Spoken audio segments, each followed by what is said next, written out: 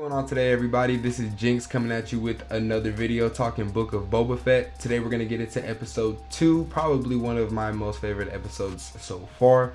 So let's get into this. So we open up the show with a beautiful shot of Jabba's palace. It's very reminiscent of the way that they used to do it in the original trilogy, which is pretty awesome because it kind of makes us feel like we're back in that time period, right? So it's pretty dope. We see Fennec bringing in the assassin that she had caught trying to kill Boba in the last episode. And that was a pretty fun little banter back and forth, her making fun of the Night Wind and how you're only paying for the price and whatnot. And it's pretty cool to see, you know, the rivalry between, you know, mercenaries or bounty hunters and kind of in that world. And to see her kind of, you know, mess with them. With the Rancor was a pretty awesome episode, or moment in the episode, excuse me. I liked how the droid was saying how the Night Wind is known for their reputation of silence, or they'll never, you know, give up their employer and whatnot. And the minute that Rancor was gonna come out and get the dude, he changed up real fast and gave away the mayor, which I thought was pretty funny.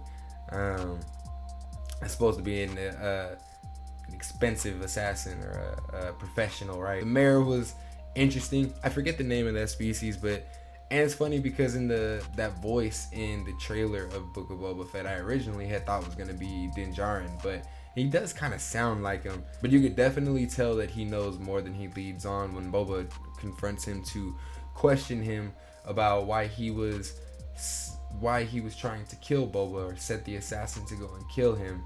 And then they just killed the assassin, saying that they were not allowed to work outside of Hutt space. But as we know, Boba ended up leaving. The mayor tells him to go to Gara Sanctuary, to go back to this little cantina that he was at in the previous episode, which also was a pretty clean episode, as the lady, I forget her name, but the one who's running the cantina lets Boba know that the twins, Jabba's cousins, are coming. Then we see the twins get introduced into the series, which I thought was awesome to have not just one Hutt, but now we have two coming back to Tatooine trying to claim the territory that their cousin Jabba had left behind. I thought this was an amazing scene as they kind of throw threats back and forth and try to play who's who, you know. We see the introduction of Black Chrysanthemum, which is awesome, an awesome character to see in live action. We've had him in the comics, and though I don't know too much about him, he does have quite a crazy history, being exiled from Kashyyyk, coming across Obi-Wan, and even battling Vader at some point. So it was pretty awesome to see him, and hopefully we get him into the Kenobi series later on this year. We did see that he got his scar that he does get from Obi-Wan, so that'd be kind of really interesting to see him actually get. But this whole scene I thought felt very Star Wars, just having the back and forth, Boba Fett there in his helmet. We have a Black Chrysanthemum, the Wookiee, that's kind of bodyguarding for the Hutts. We have the Hutts themselves being carried on their litter, and it was just a very pleasing scene to watch in the episode. It was awesome. I enjoyed it quite a bit. As we cut over and we see Boba in his bacta tank, we get excited for yet another flashback. We see him working with the Tuskens. Well, he's being trained by the Tuskens, which I thought was a pretty funny scene. The Tuskens are kind of jerks. Not jerks as in they don't care or don't want to help him at this point, but training him with the gaffy stick. It was kind of funny that the Tusken kind of, you know, slapping him and telling him to hold it right, and, you know, point, you know, it was a funny scene to see them kind of mess with him, or him kind of mess with him. I want one of those gaffy sticks, man. Those things look pretty fun to use. They just kind of look badass. I think this is one of those moments where they allowed Tamora to kind of incorporate his Polynesian culture, and that kind of tribal aspect as far as Boba learning new skills with this gaffy stick, instead of, you know, he always had his tools and his weapons that he could rely on, but now we see him in a position where he does not have those. So it's pretty awesome to see him learn with this gaffy stick, and as we know, he gets pretty lethal with it by the time he meets Mando in season 2 of that. And even current time in Book of Boba Fett. So it's a nice little touch they've added to Boba. Have fun with it, man. Have fun with it. Have fun with it. When we transition, well, not so much a transition, but we see the train coming through the Tuskens' territory. That was a pretty awesome scene. I kind of thought it reminded me of the Phantom Menace during the pod racing, and the Tuskens are shooting at the pod racers as they go through their territory.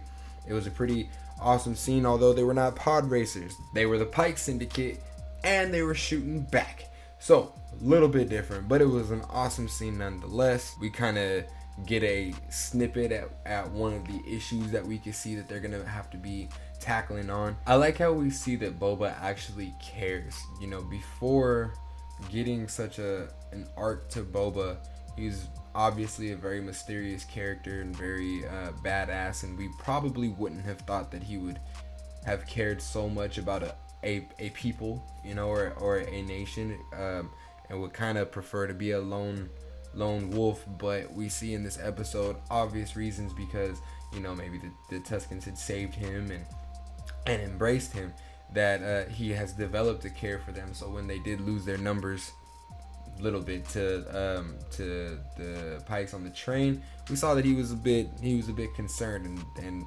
started brainstorming on a way, trying to figure out how to get back at them or prevent this from happening again. As we move on, we do get a little bit of badassery from Boba as we step into the Taj Station scene, which awesome. It was dope.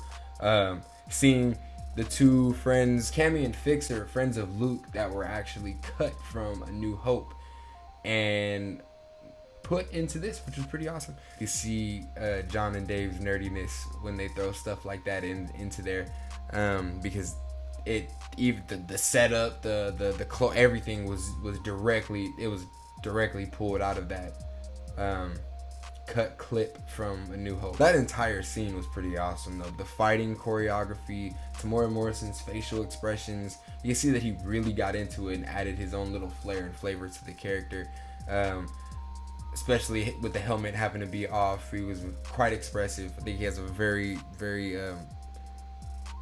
expressive face, and it worked very well for him.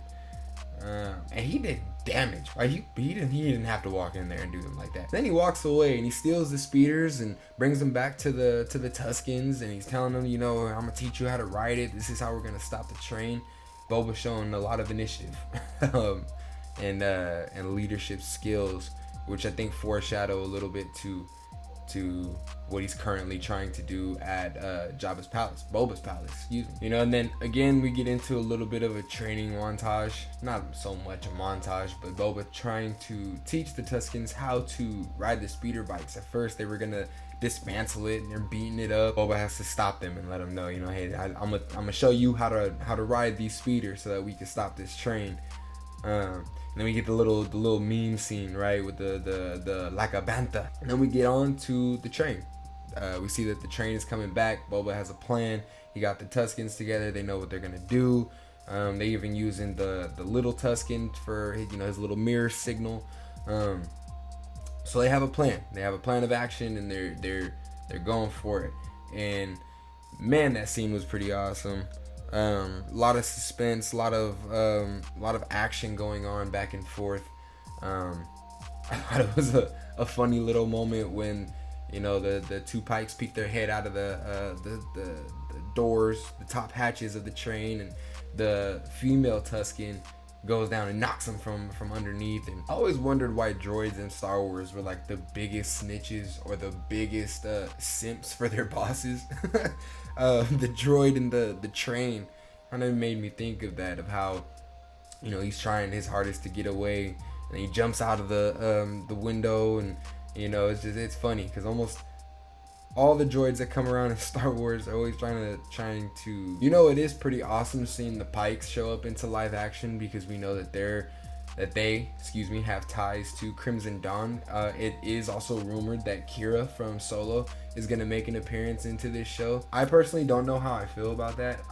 Haven't really seen too much evidence to show that, but we can definitely say that there is a Crimson Dawn influence with the Pikes showing up and transferring their spice and whatnot. So that's definitely a possibility. It would be awesome to see Kira. I thought she was an interesting character. It'd be kind of cool to see a older, weathered version, to see what she's doing, trained by Maul at this point. So it'd be pretty awesome. I'd be up for it. I think it was a cool moment when Boba confronted the leader of the Pikes and pretty much breaking down what was gonna happen and what they needed to do. And the Pike asked him, "Are you gonna kill us?" And Boba says, "That depends on how you answer my next question." And after being successful and pretty much proving himself to the Tuskens at this point, they have decided to bring him in. It was pretty awesome.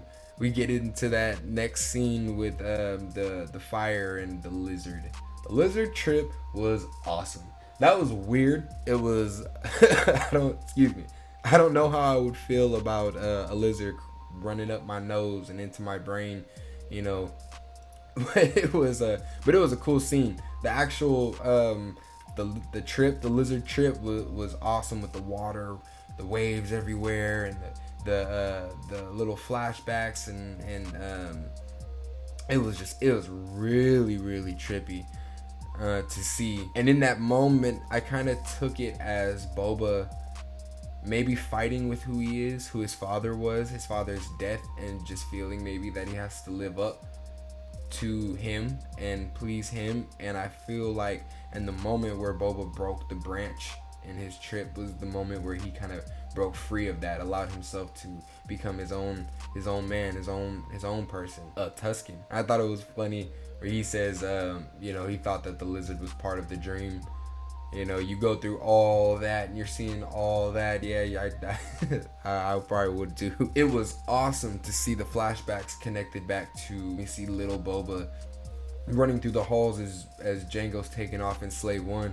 And that was an awesome little scene that we got to see young Bo, I think Daniel Logan was his name, CGI'd onto the window, and that it looked so perfect. It was great. It was awesome to get thrown back into that era, even for a brief moment, and I hope that we get to see more of that. I absolutely love the relationship between Boba and the Tuskens. I think it is so awesome.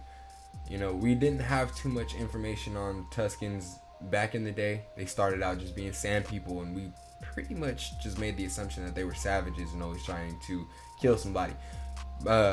Stepping into Book of Boba Fett, we see that that's not always the case. There's different tribes. There's different outlooks, views on different things. So, and this tribe that he has come across, they get along with him so well. They embrace him so well. When the moment when Boba becomes a Tusken, and they're wrapping him in his stuff is an awesome scene. My personally favorite part, I think, is when he gets his own gaffy stick after bringing back the branch that he had broke from the tree in his trip. They use that and to make his own gaffy stick, which I think is awesome. Me, the way that I am, that would probably be my favorite part of the process, is getting my own gaffy stick. I don't know how else to say that. It would just be so awesome. And you can see that there is very much so a mutual respect between Boba and the Tuskens, and by the end of this episode, they completely embrace him and see him as a member of their own tribe. And I thought that was pretty awesome. The ending was dope. Probably another one of my favorite scenes, the little chant and dance that they were doing. I don't think that they were chanting, but the little dance that they were doing around the fire was awesome. It was the last touch that they needed to be like, yeah, Boba, you're in. And I thought it was done. Overall, I thought that this episode was the best one so far. And we'll talk about the other two in the other videos, but I gave this episode a 9 out of 10. I thought this was done very well. The story was amazing. The progression of the story was nicely paced. A lot of interesting scenes, good action, development with Boba. We saw a lot in this episode. Meeting the Hutts, very Star Wars. This was very, very Star Wars, and I'm so proud of it and happy for this episode. That about does it for this video and review today on episode 2 of Book of Boba Fett. Thank you so much for stopping by. If you enjoyed the content, please make sure to hit that like and subscribe button, and hit that notification bell too so that you know every time that I post up a video. Leave a comment down below, let me know what you thought of this episode and how you feel the show is going so far. Be sure to catch me on the next one when we talk about episode 3, because man, do we have a lot to talk about in episode 3, or do we? I hope you're having an awesome and a great day, and I will catch you guys on the next one.